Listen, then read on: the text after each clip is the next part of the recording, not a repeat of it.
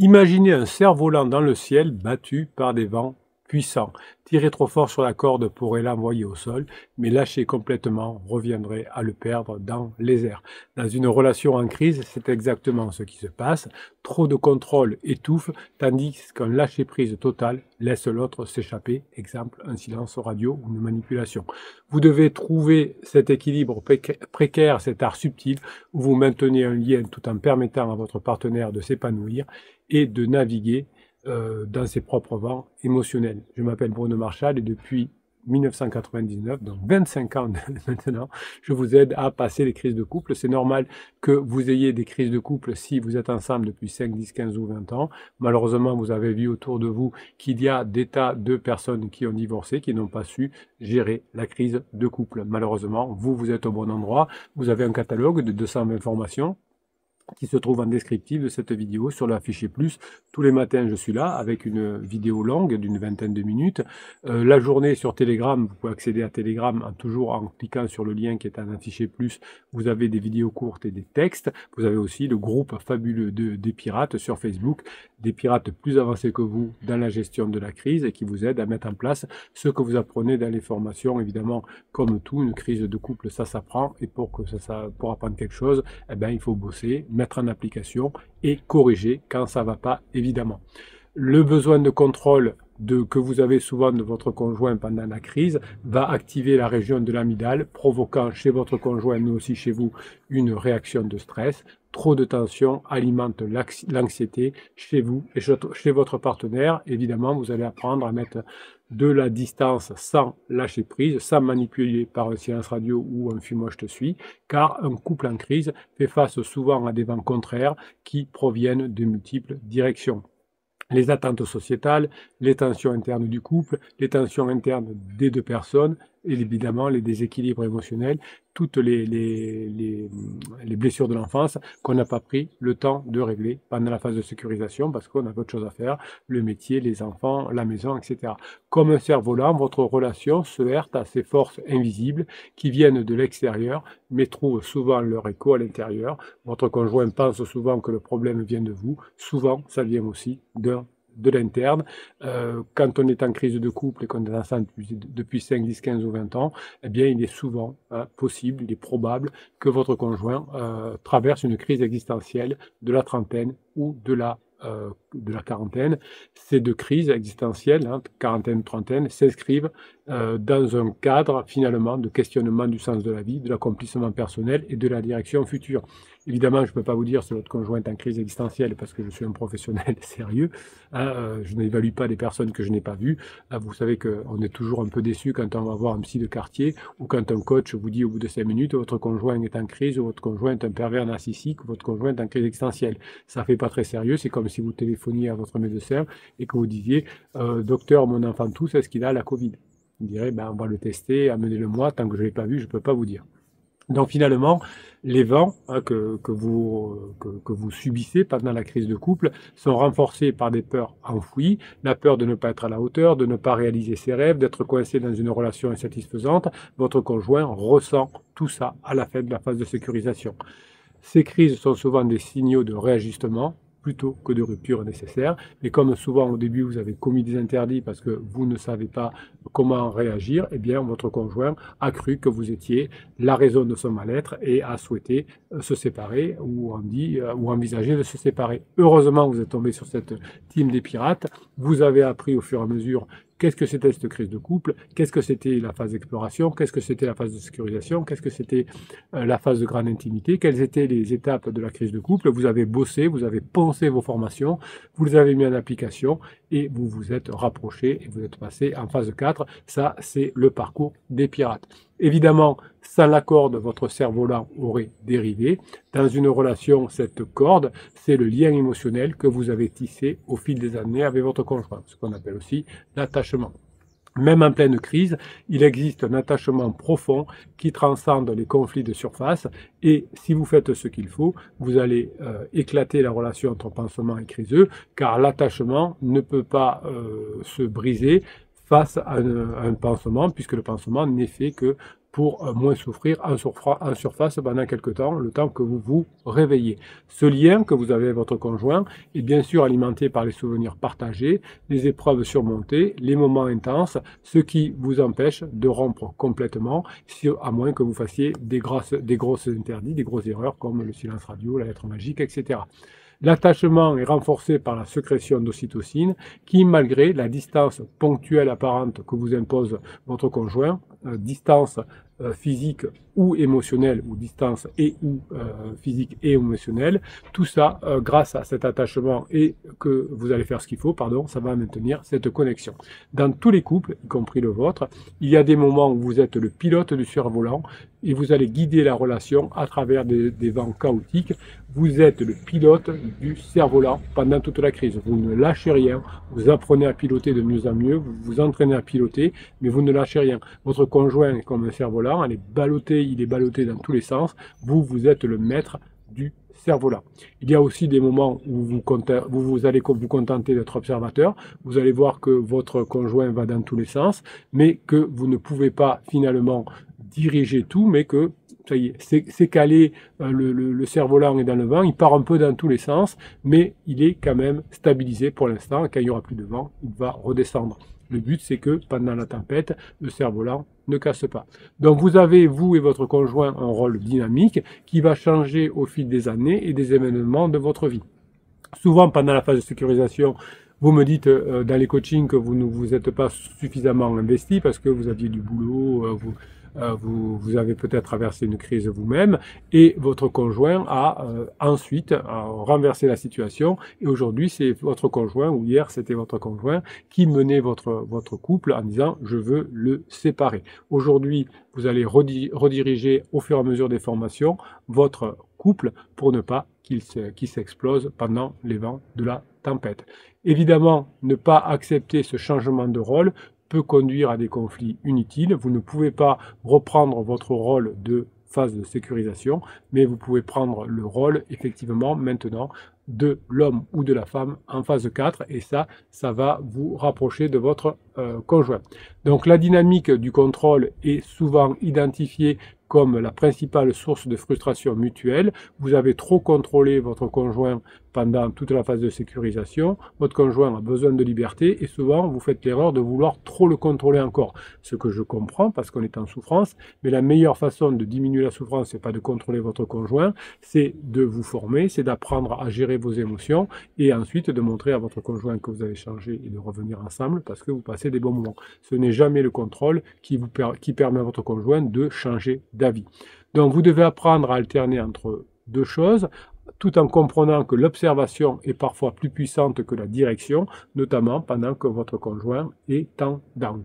Dans l'histoire, les tentatives de contrôle total ont rarement porté les fruits. Pensez à l'Empire romain qui, à force d'étendre ses frontières et de maintenir une emprise sur chaque territoire, a fini par s'effondrer sous son propre poids. Dans une relation, c'est pareil. Vouloir tout gérer du comportement de votre partenaire à l'avenir du couple a créé un climat de pression qui a fini par briser la connexion. La tentative de contrôler l'autre active les mêmes circuits neuronaux que ceux de la compulsion qui crée une dynamique toxique à long terme, la drogue par exemple, et c'est aussi ce qui va se passer entre votre conjoint et son pansement. Il va y avoir un effet drogue, c'est pour ça qu'à la fin de leur relation, il y aura des rebonds, comme pour la drogue effectivement. Donc le paradoxe du cerf-volant, que je vous évoque dans cette vidéo, c'est que souvent, en lâchant un peu la corde, vous allez reprendre un peu plus de contrôle. En lâchant un peu la corde, vous allez reprendre un peu plus de contrôle. Lâcher prise, évidemment, ne signifie pas abandonner, donc lâcher le cerf-volant. Souvent, pendant la traversée du désert, vous avez le désir d'abandonner. Eh bien, nous, on est là pour vous aider à ne pas abandonner. Cela signifie avoir confiance au capitaine, avoir confiance au partenaire pirate, avoir confiance à sa capacité d'apprendre les formations, de les mettre en application, puisque vous constatez que ça fonctionne et qu'il y a des milliers de pirates qui sont revenus ensemble depuis 1999. Donc si vous vous faites confiance, si vous faites confiance aux formations, aux pirates qu'il y a autour de vous, vous allez renforcer la solidité du lien qui vous unit avec votre conjoint. Le lâcher-prise va réguler le cortisol, qui est l'hormone du stress, ce qui permet une communication plus claire et des décisions plus rationnelles avec votre conjoint, donc passer des meilleurs moments ensemble. Il s'agit de céder de l'espace temporairement pour permettre à votre relation de retrouver son équilibre naturel et très fort. Le lâcher-prise de la corde physique, c'est une métaphore évidemment. Si vous prenez un vrai cerf-volant et que vous pratiquez à deux, si vous laissez votre partenaire le piloter pendant un moment, vous allez observer, puis vous alternez les rôles. Vous voyez, c'est cette métaphore-là. Donc de temps en temps, vous laissez, vous apprenez à votre conjoint de manipuler le cerf-volant, le couple, et puis de temps en temps, vous reprenez les commandes quand ça se passe mal parce que votre conjoint n'arrive pas à le manipuler. Vous voyez, si vous apprenez à votre conjoint ou un enfant à manipuler comment dirais-je, le cerf-volant, vous allez pouvoir arriver petit à petit à améliorer la situation. Donc imaginez un cerf-volant, il s'élève grâce au vent, mais c'est la tension que vous exercez sur la corde qui va lui permettre de rester en l'air, qui va lui permettre de rester stable et agile. De la même manière, un couple en crise s'apparente à ce cerf-volant, la relation aussi entre le moment où l'on relâche et ce où l'on tire sur la corde. Le piège survient quand on pense que le seul contrôle absolu pour maintenir l'équilibre, c'est ça. Pourtant, la vérité est tout autre. Lâcher prise par moment permet à votre couple de mieux voler, de ne pas s'écraser sous le poids d'une crise. Plusieurs couples ont raconté des expériences à la suite du confinement, des expériences qu'on appelle post-confinement. Beaucoup de couples ont réalisé qu'en essayant de tout maîtriser pendant la Covid, ils ont perdu le contact essentiel qui les unissait. Lâcher prise, accepter de ne pas tout comprendre immédiatement, leur a permis ensuite de retrouver une harmonie inattendue. Les crises de couple surviennent souvent à cause d'événements extérieurs qui modifient la dynamique. C'est l'entrée dans la crise de couple ou parfois même l'entrée dans la crise existentielle du couple. Ça peut être des difficultés au travail, un décès dans l'entourage, une maladie, des enfants qui quittent le foyer, le changement de priorité ou si c'est la crise existentielle, c'est souvent une quête personnelle pour diminuer sa souffrance. Donc tous ces vents, qui soient parfois légers, mais souvent ce sont des tempêtes, pousse le couple à revoir ses fondations.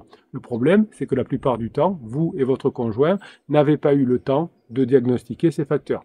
Avant d'arriver dans cette team de pirates, vous avez commis parfois des interdits, vous avez essayé de résister au vent, vous avez ignoré que le vent pouvait parfois réorienter la trajectoire.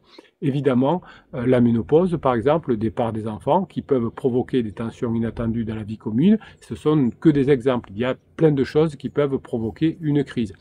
La crise, finalement, ce n'est pas l'effet qui arrive, par exemple la ménopause ou le départ des enfants, mais c'est souvent l'incapacité à reconnaître ce qui a déstabilisé la relation, c'est-à-dire de reconnaître que le problème ne vient pas du conjoint, mais que je traverse ma crise existentielle ou que les enfants sont partis.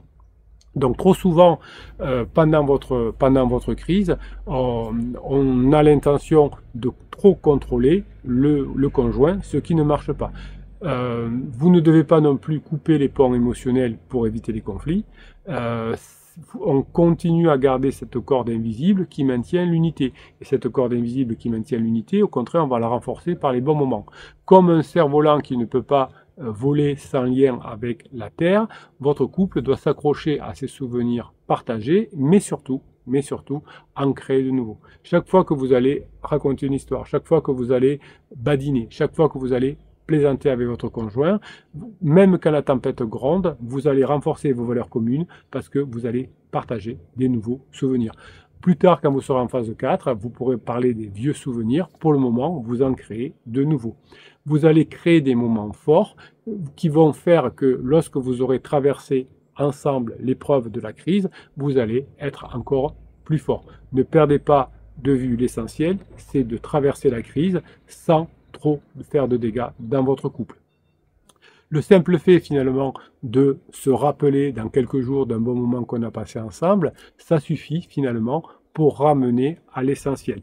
Plus tard, vous vous rappellerez que avec vos nouveaux amis, vous êtes parti en week-end ou vous avez rencontré des nouveaux amis quand vous êtes allé au McDo avec des enfants. Ce que vous vivez aujourd'hui créera des souvenirs de hier. Et quand vous aurez récupéré votre conjoint, que vous serez en phase 4, vous pourrez vous ressouvenir de la naissance des enfants. Pour le moment, n'en parlez pas, c'est prématuré. Donc finalement, les rôles dans un couple sont en perpétuel mouvement. Parfois, l'un est le pilote qui prend des décisions pendant une phase. Parfois, l'autre se contente d'observer, d'accepter et de proposer des ajustements. Aujourd'hui, vous êtes plutôt vous avez plutôt perdu la main sur votre couple. Eh bien, en changeant et en vous positionnant en phase 4, vous allez petit à petit reprendre les clés du camion, comme on dit.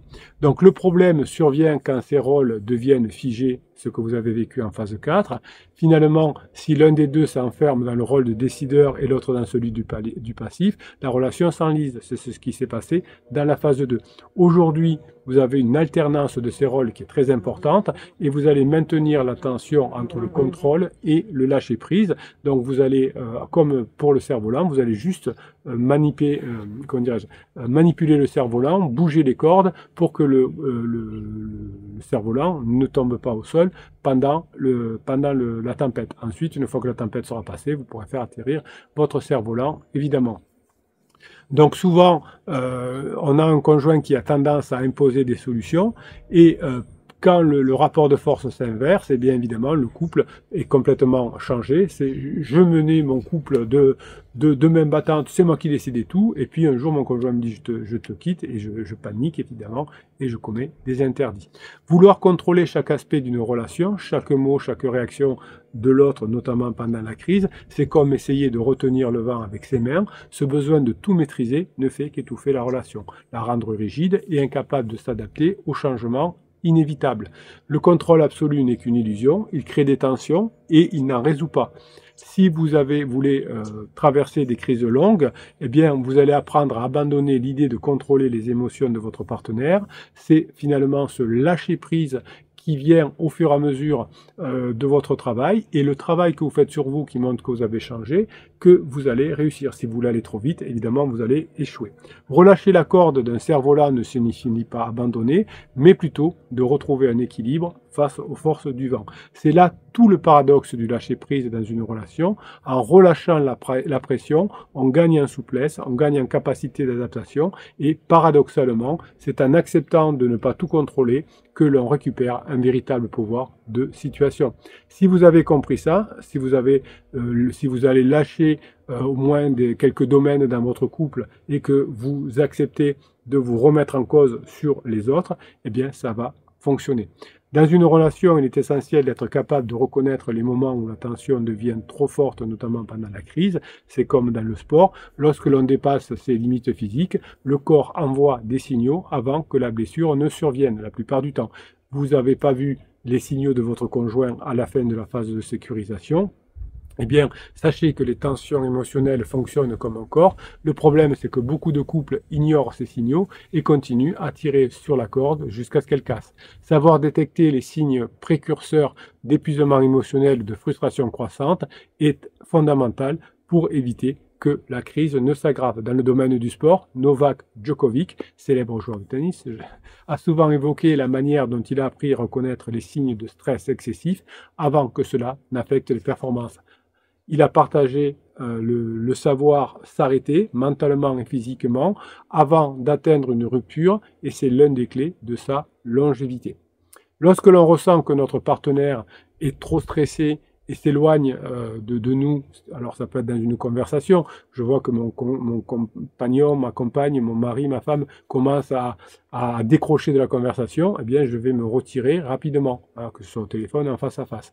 Souvent, votre conjoint commence à s'éloigner de la conversation parce que vous êtes plus intéressant et on essaye de le ramener. C'est pas exactement ce qu'il faut faire. C'est précisément d'ailleurs cette résistance qui montre qu'il y a un déséquilibre dans la relation. Quand votre conjoint commence à résister, il faut lâcher pour que vous puissiez reprendre un peu plus tard quand votre conjoint aura soufflé. Si vous êtes trop dans le contrôle, eh bien vous allez vous faire bloquer comme malheureusement beaucoup de pirates se sont fait bloquer et ensuite viennent dans le groupe pour qu'on arrive à les débloquer. Alors, on arrive à débloquer les situations, mais c'est plus facile, évidemment, c'est plus rapide si vous n'êtes pas bloqué. Donc, le besoin de contrôler votre conjoint accentue cette distance au lieu de la combler. Votre vrai défi consiste à reconnaître que la résistance est souvent une tentative inconsciente de préserver son espace personnel. Dans le domaine de l'art, le lâcher-prise est une notion centrale. Si on prend l'exemple de Banksy, qui est un artiste qui a révolutionné le street art, sa capacité à laisser ses œuvres vivre dans l'espace public sans contrôle a renforcé son impact artistique. Un documentaire a montré comment Banksy choisit de ne pas encadrer ou récupérer ses œuvres en acceptant qu'elles soient modifiées ou même détruite. Eh bien, dans une relation, quand on tire trop sur la corde, cela peut conduire à l'épuisement émotionnel. C'est certainement ce qui est arrivé à votre conjoint. C'est un peu comme dans le business, un leader qui essaye de tout contrôler finit par être dépassé et incapable de gérer efficacement son entreprise ou son équipe. Cet épuisement peut entraîner d'ailleurs des comportements impulsifs ou de l'indifférence. Plutôt que d'attendre cette rupture, il est important de reconnaître quand on est sur le point de se brûler émotionnellement. Elon Musk a déclaré qu'il avait dû apprendre à déléguer davantage dans ses entreprises pour éviter le burn-out. Après avoir tenté de tout contrôler chez Tesla et chez SpaceX, il a compris que laisser de la marge et de manœuvre à ses équipes était essentiel pour leur santé mentale et la sienne. Voilà, donc si vous avez votre conjoint qui parfois vous dit tu me contrôles trop ou s'éloigne ou ne vous répond plus, etc., c'est que vous essayez souvent de trop contrôler. Ayez l'image dans votre tête, la métaphore du cerf-volant. Il faut savoir piloter le cerf-volant. Vous avez une formation sur le lâcher-prise, vous avez une formation sur la patience. En gros, vous avez 220 formations qui vont vous permettre de comprendre tout ça et surtout de mettre en application. Vous allez avoir tous les pirates sur le groupe Facebook qui vont vous aider à mettre en application ce que vous apprenez dans les formations. Voilà, vous n'êtes plus seul, vous ne commettrez plus d'interdits.